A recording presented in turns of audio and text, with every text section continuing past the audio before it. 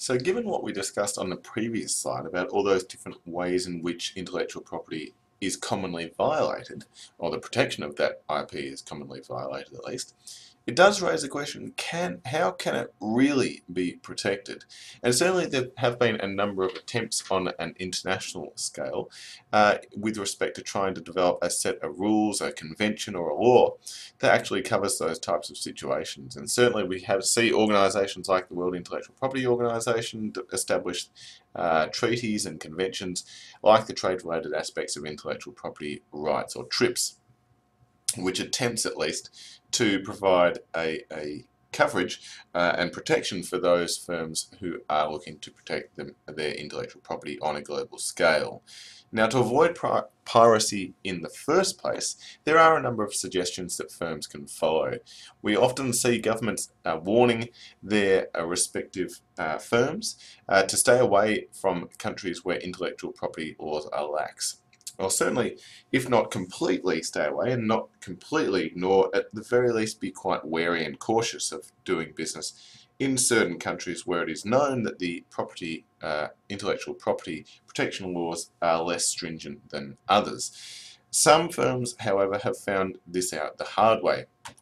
A good example is BMW. Now, you can see in these images those cars look almost identical. The ones on the left look pretty much the same, and the ones on the bottom right look pretty much the same as well. Unfortunately for BMW, they're not actually. Half of those cars are actually BMWs. Unfortunately, the other ones are actually Chinese competitors, which, as you can see, effectively took the design of the BMWs, copied it, and then used it in their own vehicles. BMW promptly took that Chinese firm to court and actually lost. The Chinese government, or the governing body in those court cases, decided that they actually were not the same cars, that they hadn't stolen them, and it was just effectively a coincidence. Now, we can look at this and say that doesn't look quite right in that particular situation.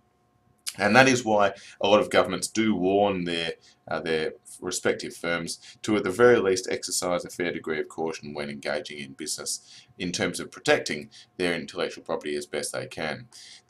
Firms do have the option of filing lawsuits, as BMW did in that particular situation, but again, that case does highlight that it's no guarantee that those lawsuits will be successful. You can also have the option of lobbying governments for international property rights agreements and enforcement, as some of those examples are listed towards the top of the page. It does raise the second question, though, the follow-up question: should intellectual property always be protected in the first place? We know that there are ways that you can try and attempt to protect it, but should it actually be protected? It seems obvious that you would always want to protect your intellectual property as a firm, but we've got a couple of examples that might make you think twice about it. If we think of major diseases across the world, like HIV, AIDS, cancer, these are major conditions that cause a lot of injury and death to millions of people all around the world. Now, if a company, for example, was able to create a cure for cancer, would it be right for that company to have the ability to, in fact, protect the intellectual property relating to that cure? Would it not actually be better for all the firms that pharmaceutical firms, have the ability to gain access to that technology and therefore manufacture cures to provide better coverage of that cure or vaccine or whatever it may be, to help millions of people all across the world suffering from these major diseases? It does make you wonder. And certainly there have been a couple of examples of firms who've decided that it was not the best course of action to actually try and protect their intellectual property. As you can see in the top right corner there, Volvo is one such example. Almost 60 years ago now, they invented the three-point seatbelt that we now take for granted in pretty much every car that we drive. They were the inventors of that particular design, and they could easily have protected that, patented it, or established some form of protection over that particular design, but instead they recognised that the number of lives that could be saved by not protecting it and effectively giving it away for free to rival manufacturers, they said the benefits in terms of the lives that will be saved is much greater than the potential profits that would be earned from being able to protect their intellectual property.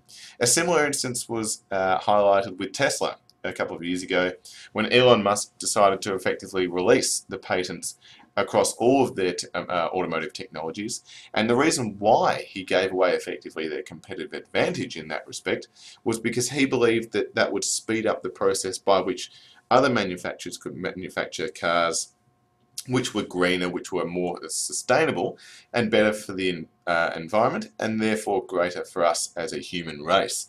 And so he did it effectively for the greater good of us as humans. So it does bring about this question of, should we always be seeking to protect intellectual property, especially when it can make such a major difference all across the globe? The final issue that we're going to look at with respect to international business and legal systems concerns product safety and liability.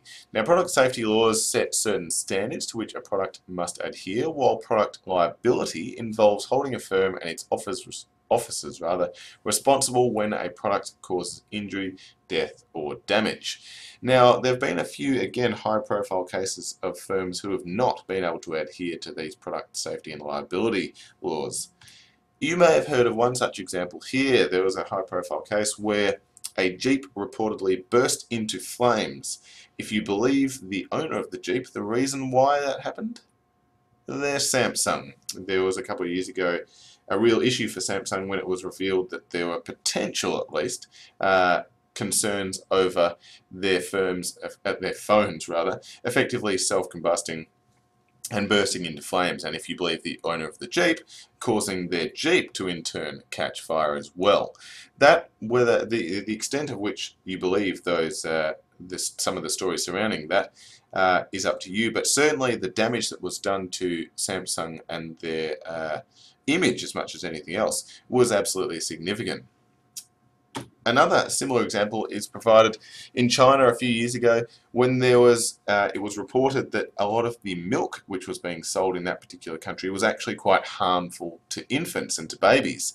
Of course, once that became public, there were significant concerns over the safety of those products, and the companies involved ended up getting in significant financial troubles. And the reason why that happens can be down to one of two reasons. It can be either due to criminal laws or civil liability laws. Now, civil laws call for payment and monetary damages, as was the case with Samsung. They had to compensate all of the customers who'd purchased the phones that were found to be, at least in some way, faulty. Going further than that are the criminal liability laws, which result in fines or imprisonment for the major parties and the major managers, the top-ranking managers involved in the respective companies. And that is obviously a potentially even greater concern for those involved, and something that you guys, as international business managers of the future, will need to be aware of when you're expanding your operations overseas, just understanding exactly what the product safety and liability laws are in those foreign target markets.